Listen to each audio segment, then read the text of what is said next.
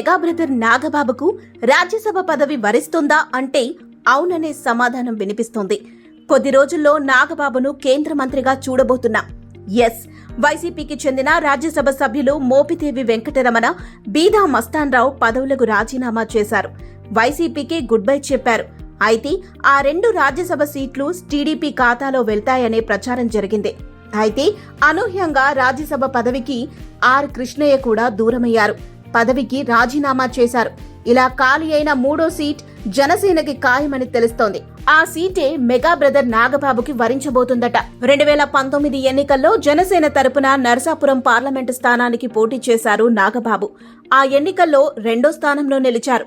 ఈ ఎన్నికల్లో అనకాపల్లి పార్లమెంటు స్థానం నుంచి పోటీ చేస్తారనే ప్రచారం సాగింది.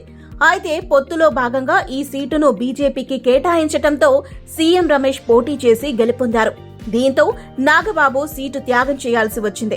అయినా సరే జనసేనతో పాటు కూటమి గెలుపునకి కృషి చేశారు నాగబాబు.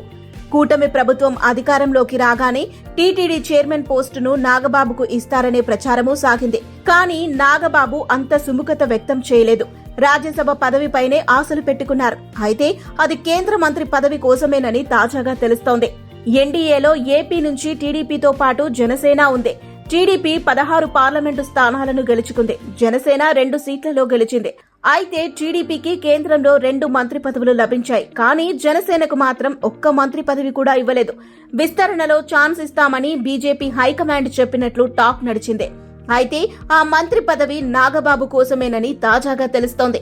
రాజ్యసభకు నాగబాబు ఎంపికైతే విస్తరణలో బీజేపీ కేంద్ర మంత్రి పదవి ఇచ్చే అవకాశం ఉన్నట్లు ప్రచారం సాగుతోంది. ఒకవేళ నాగబాబుకు కేంద్ర మంత్రి పదవి నిజంగా లభిస్తే జనసేన అభిమానులు, మెగా అభిమానులు పండగ చేసుకుంటారు. ఇప్పటికే రాజ్యసభ సభ్యుడిగా వ్యవహరించి కేంద్ర మంత్రి పదవి చేపట్టారు చిరంజీవి. పవన్ కళ్యాణ్ డిప్యూటీ సీఎంతో పాటు 4 కీలక మంత్రిత్వ శాఖలను నిర్వహిస్తున్నారు. ఇప్పుడు మరో బ్రదర్ నాగబాబు కేంద్ర మంత్రి అయితే ఆ కుటుంబం ఆశించింది తప్పక జరుగుతోంది. మెగా కుటుంబానికి ఉన్న అసంతృప్తి తొలగిపోతుంది.